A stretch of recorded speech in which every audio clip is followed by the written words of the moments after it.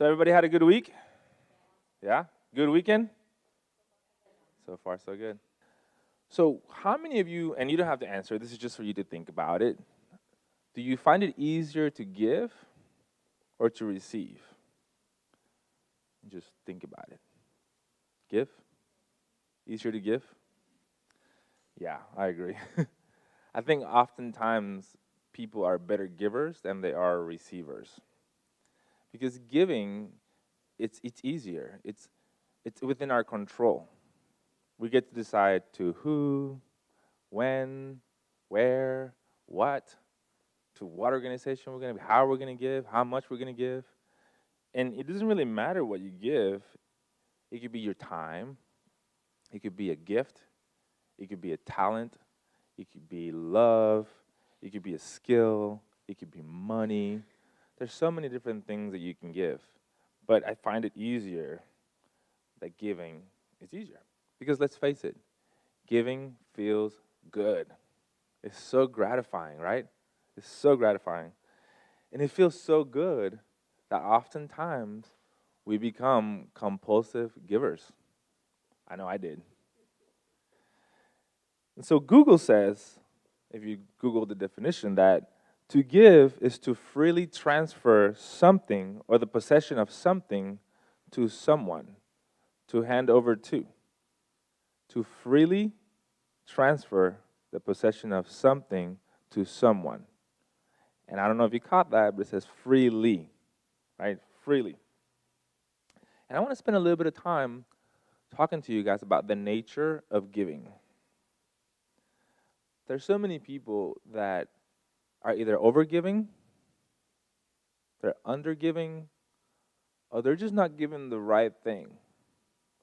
And the reason I say that is because when I'm going to give something to someone, I have to take into consideration the receiver. I'm not just going to give whatever I want. There's people in my life that I can't have deep conversations with. I can't give that of myself to them because they honestly they don't care. So I would be a very bad giver if every time I experience them, I'm sitting there forcing them for me to share with them deep topics. That's not being a very good giver. They're just going to get tired of me. And they did because I did it. I did it.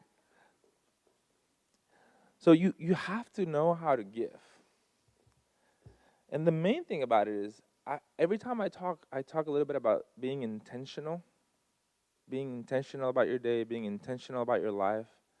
So it wouldn't be any different with giving. We have to be intentional about our giving. We have to give intelligently, give correctly, with joy and with honesty. You got to be willing to ask people what they want. Get to know people and figure out what is it that they want to receive. It's like gift giving for Christmas. There's some people that they have no clue how to give you a gift. I know that my grandma would always send me, yeah, exactly. My grandma would just send me a swishy vest. I'm like, I was 22, like, what am I going to do with a swishy vest? She would send me CDs with music that she liked. So what am I going to do with that? She's not taking me into consideration. When you give gifts, I have to take the other person in consideration. So very few people are willing to do that. Very few people are willing to ask, or at least pay attention and listen to who the other person is. And we're even less willing to ask to tell them what we want. What ends up happening is we end up forcing dynamics, which is like I was doing before. I was talking to everybody about what I was learning and thinking that everybody wanted to hear me. That's not the case. So we end up forcing the dynamic. And I think there's in relationships, particularly interpersonal relationships, romantic relationships, this happens a lot, where we're not really knowing how to give to the other. We're not really giving what they want. We're often end up giving something that they don't really want or how they want it. And then we don't understand why they're so upset or they don't feel fulfilled. You know what I mean? Have you guys heard of the 5 love languages? Yeah? Okay.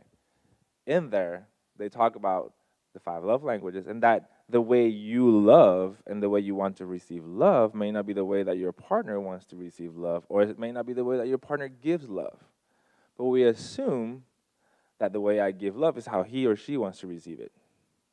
And that's how, and then we're like, we're in conflict, because we're not taking our partner into consideration. Okay? We make the assumption that, you know how they say, give what you want to receive? Give what you want to receive. That's like a rule, a law, right? But we make the assumption that if I give to Daniel right here, to Danny, whatever it is I want to receive, I want to receive, someone to listen to me. If I give to Danny that for him and I listen to him, but when I speak, he doesn't listen to me. He's not giving it back to me. But who said? We make the assumption that if I give to Danny what I want to receive, that Danny is going to be the one that's going to give it back to me. It doesn't say that. The law says, give what you want to receive without looking at who or expecting anything in return. Right? Without looking at who. So it means it doesn't matter if it's Danny. And it may not come from Danny. It may come from a stranger. It may come from a friend, from my kids, a coworker, from my work, just from receiving in my work. If you do that, then the law says that you will receive. Okay? So the truth is, then you're not giving without expecting anything in return. And then through my conversations with Jody, one of the things that came up, it was like as we were sharing this idea, how are we going to go about this today? What are you going to say? What am I going to say? And so we're just exchanging ideas. And one of the things that we kind of agreed on was the mistake that we make in giving. The mistake that we make in giving is that we're asking people, we're expecting people to give us the things that we're not willing to give ourselves. Either we're scared or we're not able to give them to ourselves. And so if we're not giving those things to ourselves, first, how could I expect anybody else to give it to me? You just can't. Here's my understanding of giving and receiving. It's the exact same thing. They go together. There's no real exchange. There's no exchange. Giving is receiving because it's life giving to another life. So it's life giving to life. It's source giving to source. It's God giving to God. So yes, even though there's the illusion of a transfer of something, in truth, there is no transfer. Because in the spiritual realm, where the truth is at, there's no exchange. So giving is receiving. And the type of giving that I'm talking about is when you give from within yourself, from deep within you, when you give with joy. The joy itself becomes the reward. When you give like that, from deep within you, that's when you're truly giving. And that's when you're truly receiving. Because it becomes about giving itself, not about the thing you're giving, not about who you're giving. Okay? In my experience, in my story, I find it to be true. I find it the same question that I asked at the beginning, I find it to be true. It is easier to give than it is to receive. That has been my experience. Giving was always easier for me. I'm a giver by nature. But it was, I would say, a little distorted. It was a little bit on the extreme side. Because it was so much so that I wanted to save people, right? I wanted to help them and change them, right? I think I was one of those convulsive givers. But who really needed saving? Right? I did the same thing. And so the reason I said that is because that's how my relationship, my romantic relationship went. I was like the knight in shining armor that's going to save the damsel in distress, you know. But in terms of my interpersonal relationship with friends, I did the same thing. I have a really good friend that I was trying to help him, right? I was giving him tips on how to live life better, right? But according to my rules, right? Because his way was completely wrong. But I was really adamant about it. I was really pushy. And I remember one time I was being really mean about it. And what he said to me was shocking. I couldn't believe it. He says, "You know what, Angel, you have a really toxic personality." And I was like, "What? You're crazy, my man. Like, you're crazy." So we kind of had a little discussion. But I went home, and that stayed in my mind, it stayed in my mind, it stayed in my mind, it stayed in my mind. And I did some research about toxic personalities. And he was right. I did have a toxic personality. But more so than just realizing that, what I realized is that if I didn't change that, I was going to lose a really good friend, you know, because of I wanted to help people, right? One night, and I didn't read much back then, but every so often I would pick up one of the books that I had and I would open it up to a chapter. And I was reading the book, The 7 Habits of Highly Successful People. Anybody remember that book? Did anybody read it? Yeah? In that book, there was a story of a teacher who was trying to do an experiment on perspective. And he gave his students the picture of the old lady that, depending on how you look at it, it looks like an old lady and it looks like a young lady. And in that story, in the classroom, he gave one half of the group the picture that only was the young lady, and he gave the other half the picture that only had the old lady. And on the projector, he put the picture that had both. So what he asked this room, what do you see? The young lady. What do you see? The old lady. And they started fighting. Fighting. Who's telling the truth? They were both telling the truth. And it took a little bit of discussion, argument for them, just like, okay, well, I kind of see what you're saying. Yeah, I kind of see the necklace right here. I kind of see what you're saying. So they started seeing each other's perspective. But what I realized with that story is that even though my friend's reality, his upbringing, and his background was different than mine, it didn't mean that it was wrong. It didn't mean that it was false. It was just different. And I have to say, I apologized to him and we made our amends, and I have to tell you that we're still friends today. And he's sitting back there, Daniel. Stand up, Daniel. Come on, say hi to people. Then, the funny thing about Daniel, he's got the beard. I know this Daniel has a beard too, but he's got a beard. He just doesn't have hair on the top, that's all. So we're still friends today. And he's literally one of my best friends. The funny thing about Daniel is, after I had my moment where I was like at my lowest point, and I started to change and I started to read and learn new ways of being and new philosophies, what I realized is that Daniel was already living some of those things that I was now learning. He might have not known what they were in theory, but he lived them, And here I was trying to change him. But who needed to change? Me. So going back to the purpose talk that I gave earlier, a couple of weeks ago, about why are we here? We're here to give to others. So when I was getting involved with Daniel and doing that, and when I was getting involved with my wife and trying to change her and try to save her, what was I really doing? Why was I so like obsessed with like them changing, right? I was really distracting myself, from my work, from my pain, from my healing. I was avoiding giving to myself. Because again, receiving is so uncomfortable. Really receiving, when someone is genuinely giving to you freely, because they want to, not out of obligation, not because they're expecting anything, was really uncomfortable for me. I was not a good receiver. But why was that? Because I didn't think that I deserved it. I had a low self-esteem, a self-worth issue.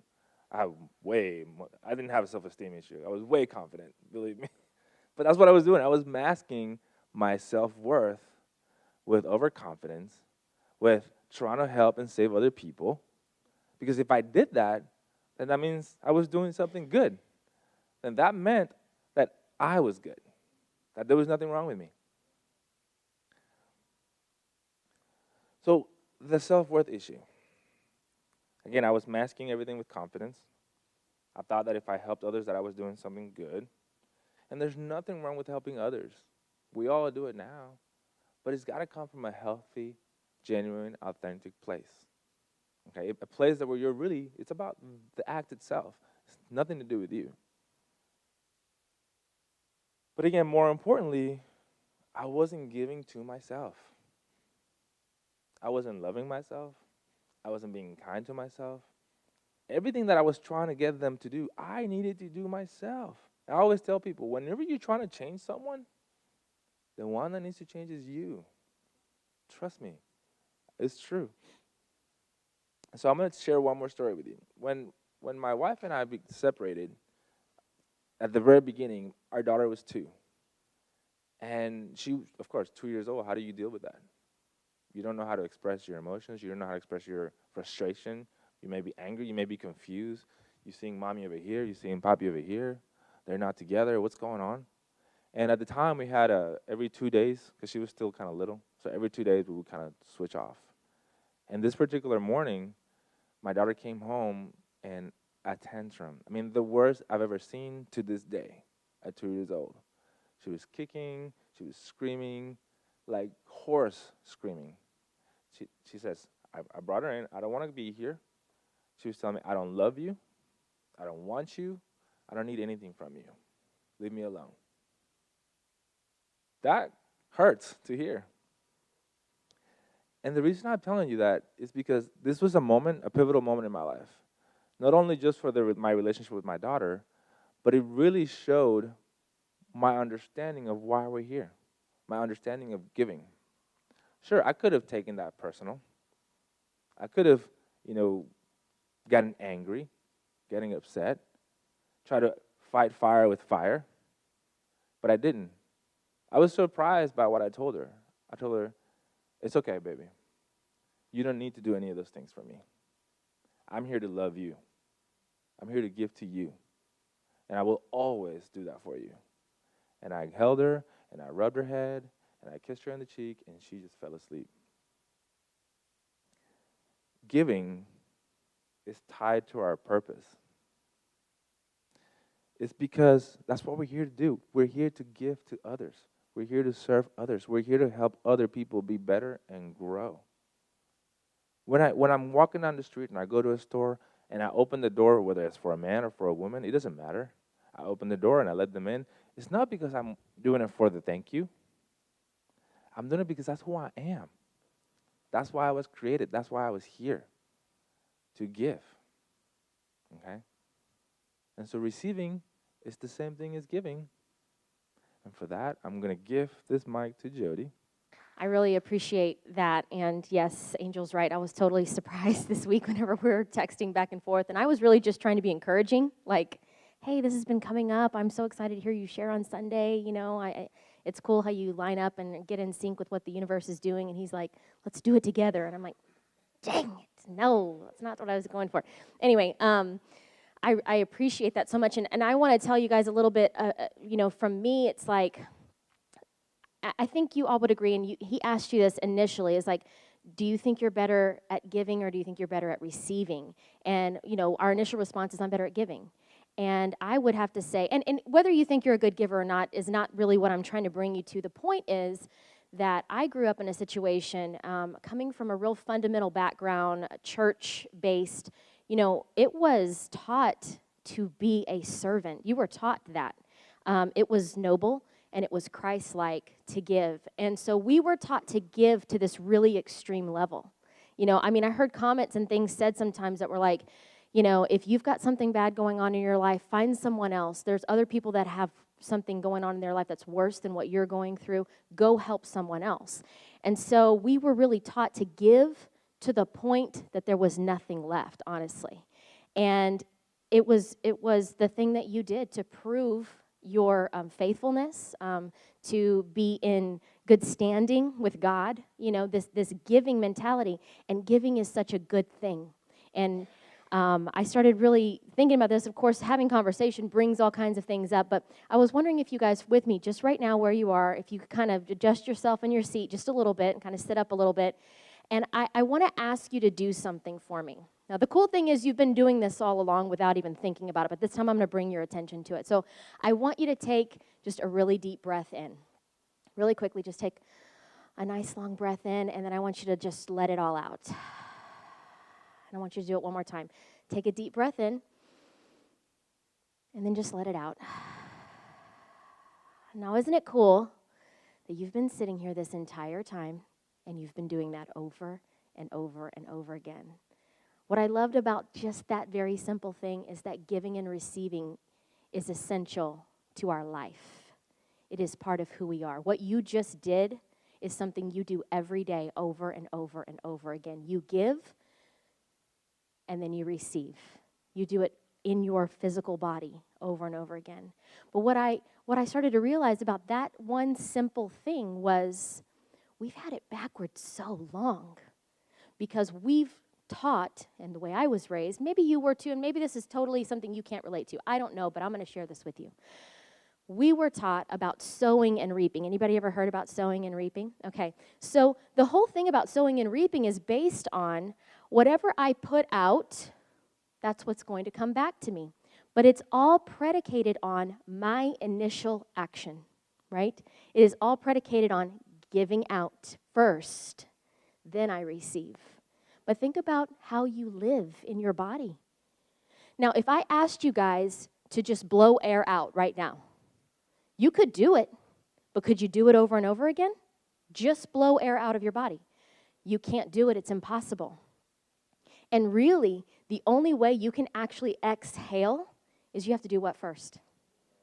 You've got to receive first. This is where everything flipped around for me, and I started understanding we've been doing it backwards all along, and no wonder we are so spent. No wonder we are so wrung out in our life, because we're giving out to the people in our life. We're giving out to everything else around us, like Angel said, hoping that these people are going to give to us what we won't do for ourselves. The thing we have to do first, we have to receive first. How do you pour water out of an empty pitcher? It's impossible. Unless you're Jesus and you can turn water into wine. But you know what I'm saying. You've got to start it first. You've got to start with something. He started with water at least, right? If you're starting with nothing and you're trying to give out of yourself nothing all the time, you are out of balance. And I started realizing in my own life that there were places in my life where I was out of balance. And I can say, and I don't know anybody else in here can say, I was out of balance in my giving. Because I believed it was right. I believed, and it was my nature. You know, people would come and ask me for help, and I would say yes to things without even thinking about what that meant I was committing to, because it was just part of who I was, and this was good, and this was right, and this is what God wanted for my life. And so I think it's so critical for us to understand the reason we think we're good at giving really is not because we may be awesome at it, we may be doing it to an extreme, but it's because we've heard it so much. This is the part of our life that we get talked to the most about. What are you giving? What are you doing for others? How are you helping the world? How are you helping the planet? How are you giving out of yourself? When really what we should be learning how to do is how to be good receivers. Because until you can learn how to be a good receiver, you'll never be a good giver. In fact, everything that you do, I'm going to venture and kind of go out on a limb here to say this, processing through my own experience. When you start doing things out of yourself for other people, a lot of times it's really just manipulation. A lot of times it's really just, I'm going to put this out and see what comes back to me. So that's not really giving. You're doing it because you are under the idea of sowing and reaping. If I sow this, I'll get this back. So it's different than giving and receiving. Inhale, exhale. And so for every exhale in our life, there has to be an inhale, right? It has to work that way. Only we've got to flip the model around. Really, for every inhale, then we've got to give it out. We've got to take it in, and then we've got to give it out. And that has to happen over and over again in our life. And so I wanted to share just a couple of things with you I think are really interesting and unique, because there's things that happen in our life and we might not even realize what side we're on here, how far the pendulum has swung in our life. So I would tell you this: if you are all the way stretched out over here on this giving side, the chances are good that these are some of the feelings that you feel in your life, or you have felt these in your life. Maybe not right now, but you felt this in your life. Maybe you felt resentment. Maybe you have felt taken advantage of. Maybe you have felt some anger.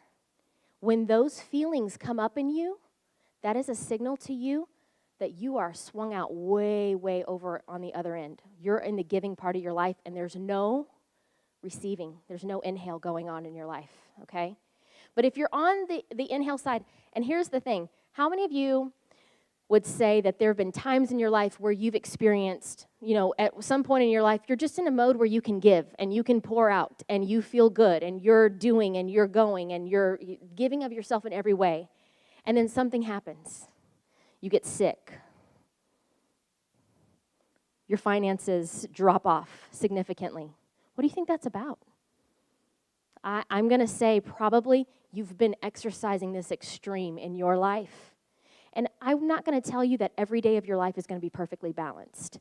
What I am saying is, when you don't recognize what you're doing in your own life and understand that everything I give out, I have to be able to receive back, or something's going to break. Just like what I just told you guys. If I told you just inhale, and I never let you let that breath out, you're going to pass out in your chair, because you're cutting off the flow.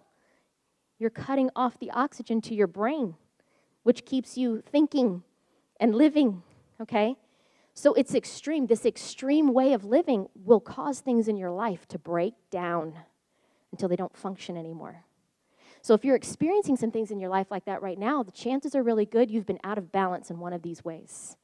Now, if you're in a real extreme place of receiving, you're not doing anything, giving out at all, you're just doing this all the time, basically, okay? What you're probably going to feel is you're going to have feelings of uneasiness.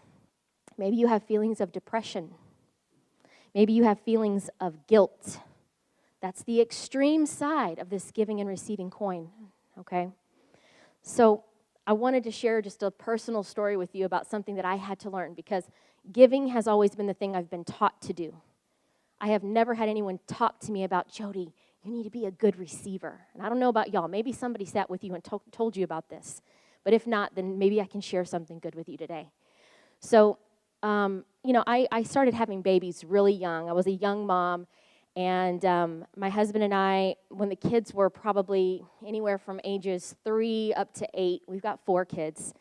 We worked. Both of us we were a 2-income household, basically. Made decent money for what was going on in the world. But Christmas time was always a stressful time. Okay, so I come from a family that just celebrates Christmas to the nth degree, and everything is big. I mean, it's huge. And Santa Claus always got all the credit. He always brought the big, really nice gifts. Like, Mom and Dad gave us good stuff, but that Santa Claus came. It was awesome. And so this is what I remember from my childhood, and I'm wanting to recreate this for my children. This was so important. And I'm sure many of you parents can relate to the fact that you just want good things for your kids. You want to give them everything. Whatever they want, you want them to have it. Whether it's good or bad, you still want it for them. And I remember several Christmases, because of where we were financially, there were things we could do for our kids, but my parents always came in, and they were able to do more for my kids. And I remember feeling at one point, at first it was like, this is the way it goes. Grandparents give good gifts, and I'm going to give what I give, and it's all good. But then there was a time where it came in, and I started feeling resentful. I started feeling resentment toward them, because I'm like, you're making it hard on me. I cannot keep up with you. And I'm the parent. I should be doing this. But the problem was I didn't know how to be a good receiver. Because here's what I really wanted. I just really wanted my kids to have that experience, but I was losing myself in the egoic idea that it had to come from me. So I'm going to tell you guys something right now. There's places in your life right now, maybe you're giving out and you're not getting it back in that place, just like Angel said. But the truth is that you're shutting down the flow all around you because you've decided it has to come this way. This is where it's going to come from, right here. Maybe in your job. Maybe you want to experience some financial increase in your job. Well, I'm sorry to tell you that you are shutting down the flow of all good in your life because you've decided it has to come through this particular direction. And so that's what happened to me. I had decided that it had to come from me, that the only way it could really be good was that it had to come from me. And I remember, I don't even know where I was. I'm sure I was driving in my car. That's where most of my epiphanies happen, when I'm being quiet, and I don't have anybody yelling at me in the back seat. But I was probably driving along. I was just being quiet, being by myself, and I had this little idea in my mind. I thought, isn't it silly for you to be upset about that? Because all you really wanted was the good thing. Does it really matter where it comes from? Jody, you're getting all of your desires fulfilled. They're just coming from all different directions. Learn to be a good receiver. And so that changed everything for me. And that's been a progressive thing in me. I cannot tell you that from that day forward I was good at just being happy about other people doing things that I really wanted to be the one to do. What I understood was, but I want them to have this, or I want them to have this experience, whether it's my kids or another person or whatever. Do I really care what the channel is that it comes from? It's about learning to be a good receiver. And so I want to just leave you with something. This is an affirmation that I do with myself on a regular basis. And I have to remind myself about this. But on a daily basis, it might be a good idea for you too. And if you like it, you can take it with you today when you leave. But I just say this very simple thing. I receive good graciously in my life right now. And if you want to, you can say that with me right now. I receive good graciously in my life right now. And so whenever you feel spent, whenever you feel pulled in whatever direction you're going, and you feel like you're giving, take a breath. Inhale. Receive a little bit for yourself, and maybe say that to yourself, and allow God, allow the universe, allow the powers that are working in your life to help you see all the places where really you are able to receive, especially if it's not coming from the place that you have decided it must come from. Receiving is really about allowing. Receiving is about being in the flow. So you can't have receiving and giving and miss one of them. They have to work together, like Angel said. They are the same thing. And when you get in the flow of that, that's when the good starts happening in your life. That's when blocks start being removed. That's when things that you feel like you haven't been able to overcome, or things that have been stuck in your life, get unstuck, because you really start working in the flow of what's real about who you are.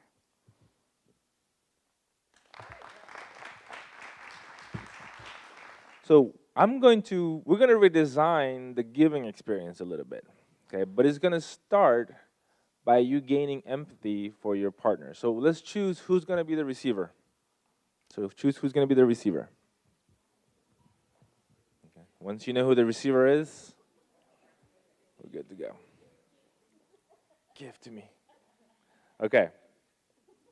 So whoever's going to be the giver in this exercise, you're going to ask your partner a question, and you're going to really try to get a feel for where they're at, for how they're feeling, and you're just going to ask them, what is something that they've been needing or wanting, something that they're trying to do, okay? What is something that they need, they've been wanting, they've been needing, so that they can do what they want to do, okay? And just jot down some notes.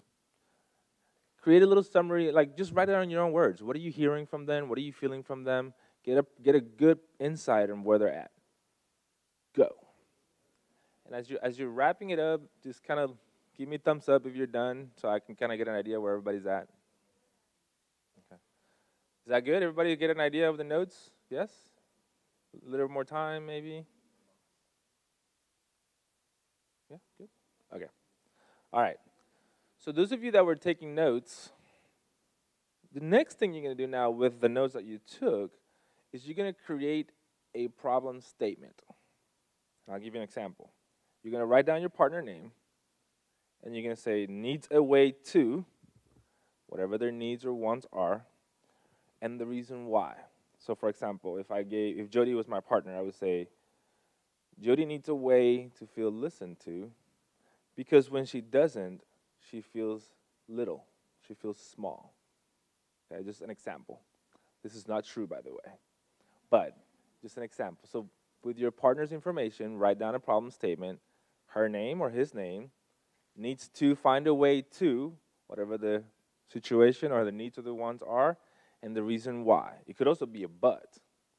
It could be a because, it could be a but. It could be like, well, I didn't know this was my, it could be surprisingly because, however you want to put it, a problem statement about your partner. Partner's name needs a way to feel, whatever that is, because. How we doing? How we doing? Good, everybody good? Okay. So the next part is going to take a little thinking from you. You're going to write down 3 ways or 3 ideas in which you can offer to your partner so they can get those things. 3 ways or 3 ideas that you can share with your partner how they can meet those needs or those wants. Don't share them with them yet. Just jot them down. Fresh ideas. Yeah. Out of the box ideas. So first, I just want to say thank you for being willing to do that, by the way. So give yourselves a hand because that was a great exercise. And of course, I'm looking for someone or a few people that would like to share. The receivers, though. I want to hear from the receivers first. Someone who would like to share their experience. This is a safe place. Yeah, come on. Yeah, we got to get you on the video. This was so wonderful. I had the wonderful opportunity to sit next to Valerie, so she was able to be my giver. Is that correct? And as the receiver, she asked me the question that you had asked, what do I need? And the way that I answered was that I needed connection, personal interaction, to actually have physical interaction with people. For the last year, I've been basically living in my house and not going out much because I've been fighting cancer. But now that that has been completed, thank you very much. I am really craving that human connection. I've been online a lot, doing a lot of my work and mentoring online, but just being able to physically be within somebody else's energy space is absolutely, there's nothing like it because we are all one and because that's the way we connect. So that was the big thing for me.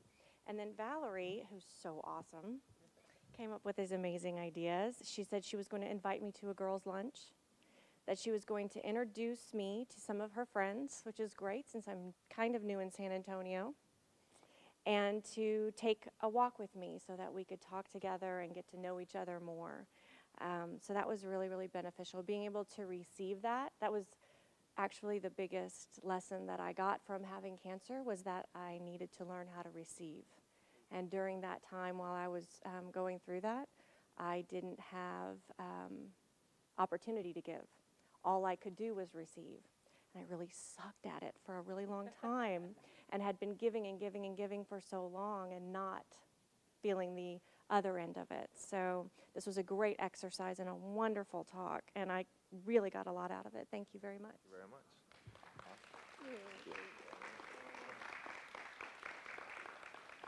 Another one, another receiver.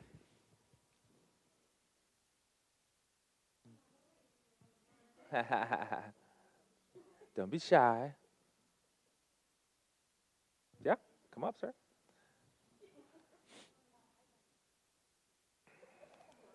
Thank you. Thank you for coming. What is your name? Adam. This is Adam. Hello, everybody. It's my second time here, and I've enjoyed my time so far. So today's talk actually really hit home for me with the whole extreme giving side and the extreme receiving side. I felt a little bit like I was in both spots at the same time, if that makes any sense. So I kind of feel like I was stretched, just kind of being pulled from all kinds of different directions. Wasn't really sure what I needed to do or think or things like that. So I did receive some really fascinating ideas. that I'm excited to try. One is to meditate and just shut up for 5 minutes and just just sit and just be with my own thoughts, which is something I haven't been doing a lot lately. Second would be to ask myself, what will it take to know, hear, or see true guidance that will help me make the right decisions in my life? Which is something I'm excited to try out, because I'm not very expectant. I always give without trying to expect something in return. But a lot of times, I just get so worked up, and I don't really know why. But that ties into number 3, which is relax and be expectant and know that the answer is coming, and I just need to just wait and let the Lord. Yeah. Is that good? Thank you very much. Appreciate it. No problem. Now I want to hear from at least one giver, the other side of this coin. Hi. You can have. My husband said that he needed patience and resources, love, more internal love for himself, belief in himself, solutions. My statement was, Kevin needs a way to believe in himself because it will allow him to create more of what he wants or desires. And so how I can serve him and give to him is more positive verbal reinforcement to encourage him, listening from the be with place, not necessarily coming up with the solutions, but letting him talk it out and find his own solutions so he builds his own courage. And then pointing out his, oh God, I can't even read my own writing. Pointing out his current wins, the wins that he's having right now. So when he has his small wins or big wins or whatever comes up, that will build his self-esteem and build his courage for me to acknowledge those wins and let him know, hey, that was an awesome win. Did you just see how you won today? What a courageous being you are. So there's that. Awesome. Thank you. Thank you so much for being willing participants. And the last thing I want to tell you guys is that when you receive, I said earlier that giving is receiving and receiving is giving. You're really giving someone the opportunity to give. So you have to, for the cycle to work, like Jody was saying, you have to receive, you have to give, and when you're actually receiving, you're giving someone the ability to give. Okay? Thank you guys so much for being here.